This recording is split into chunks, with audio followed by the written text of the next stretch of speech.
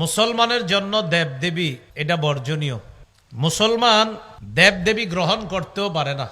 অন্য ধর্মের মানুষ যদি দেবদেবীর উপাসনা করে এটা তাদের ধর্মীয় ব্যাপার, কিন্তু সেই ধর্মীয় ব্যাপারকে কোনো মুসলমান সেখানে অংশগ্রহণ করে তাদের সাথে একাত্মতা পোষণ করা যাবে না এবং তাদেরকে শুভেচ্ছাও জানানো যাবে না। অন্য ধর্মের ধর্মীয় কোনো বিষয়কে শুভেচ্ছা জানানো মানে তাদেরকে সমর্থন করা। ব্যাখ্যা সাপেক্ষেও জানানো যাবে না, কোনোভাবেই জানানো যাবে না, জানানোর পর কোনো ব্যাখ্যা দাঁড় করানো যাবে না। হারাম হারাম, এটাকে ব্যাখ্যা নাই কোনো মুসলমান ইসলাম ধর্মে যারা বিশ্বাসী তাদের জন্য দেবদেবী বর্জনীয়। ইসলাম ধর্মে যারা বিশ্বাসী তাদের জন্য দেবদেবী বর্জনীয়। কোনোভাবেই তাদের এটাকে সমর্থন করা যাবে না। দায়িত্বশীল হিসাবে তাদেরকে নিরাপত্তা দেওয়া এটা ইসলামের দায়িত্ব।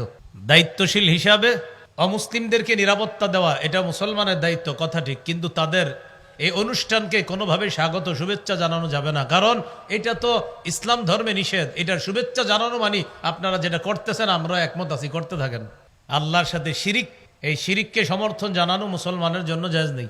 সূরা নিসার 48 নম্বর আয়াতে আল্লাহ বলেন, ইন্নাল্লাহা লা ইয়াগফিরু আইয়ুশরাকা বিহি, আল্লাহ তাআলা আল্লাহর সাথে শিরিক করা এটা আল্লাহ ক্ষমা করেন না।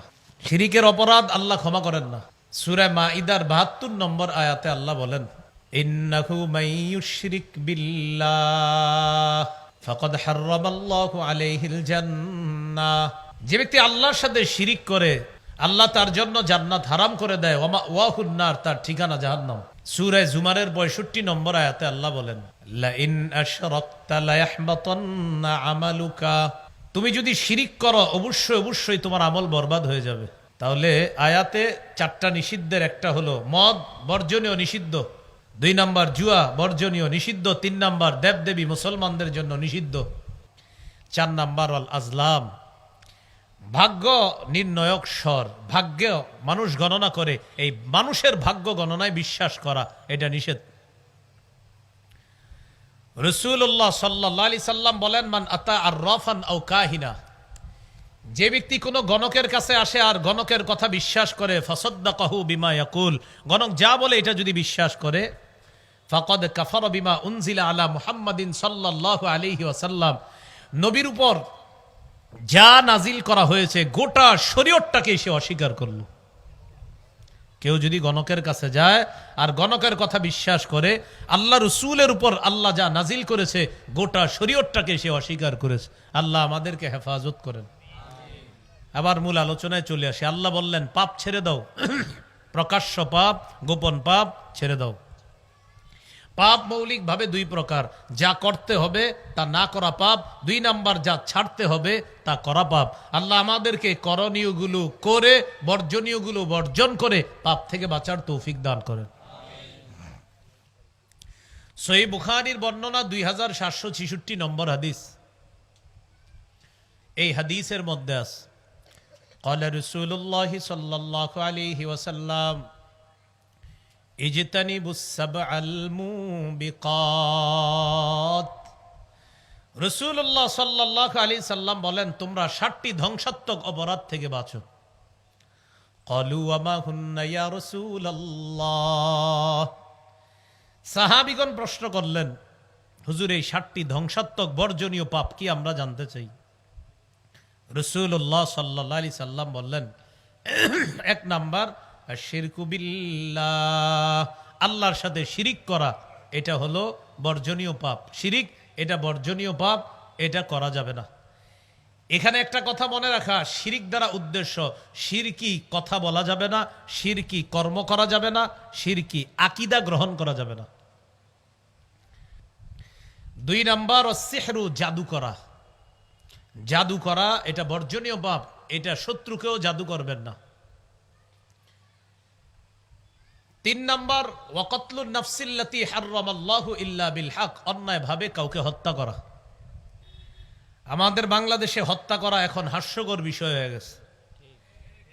একজন আরেকজনকে হত্যা করে 50 জন ভিডিও করে।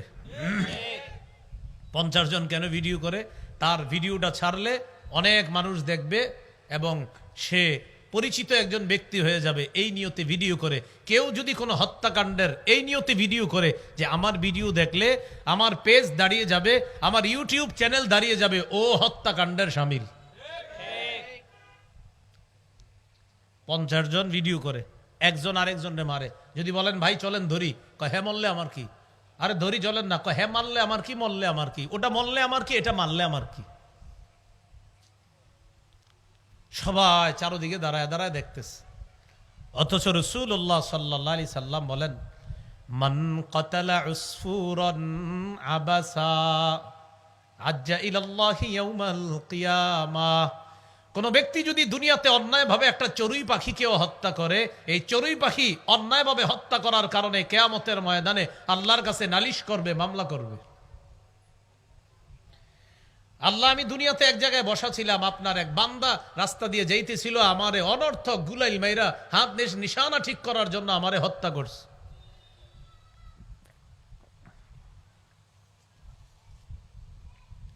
ইন্না ফুলানান কতালানি আবাসা, অমুকে আমাকে অনর্থক হত্যা করেছে, ওয়ালাম ইয়াকতুলনি লিমানফা, কোন উপকারে আমাকে হত্যা করে নাই।